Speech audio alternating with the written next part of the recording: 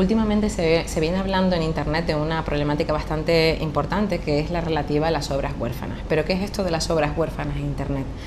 Cuando hablamos de obras huérfanas estamos hablando de obras que no tienen ni padre ni madre, es decir, no se conoce al autor, y puede ser cualquier tipo de obra, una foto, una reproducción literaria, algo que escribimos y subimos a Internet, es decir, cualquier tipo de elemento que pueda ser calificado legalmente como obra,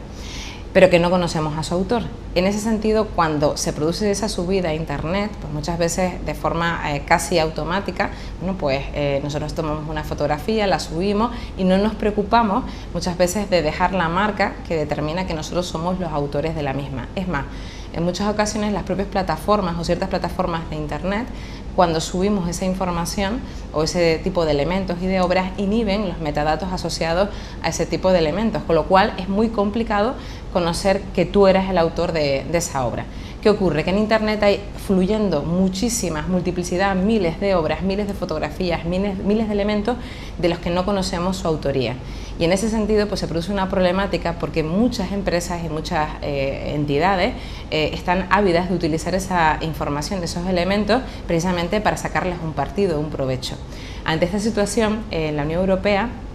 dictó una directiva en el año 2012 para regular ciertos usos de estas obras huérfanas, fundamentalmente orientadas a centros educativos, a museos, a bibliotecas, en las que un poco se permitía esa utilización, esa digitalización de la obra, básicamente, para ponerla a disposición de los usuarios, en tanto no se conocía al autor de la misma, ¿no? Cuando esta aparecía, según la propia directiva, que es una directiva además que se tiene que transponer en cada uno de los Estados miembros antes de final de año, concretamente antes del 29 de octubre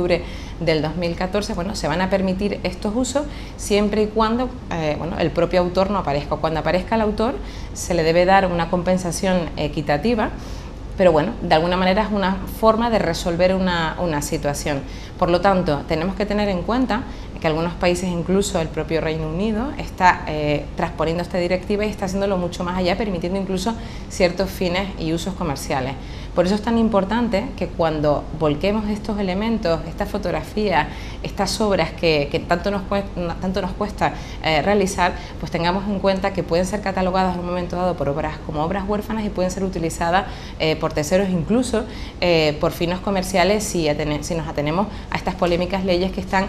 normando, están yendo mucho más allá de la directiva que ahora mismo existe en la Unión Europea. Un dato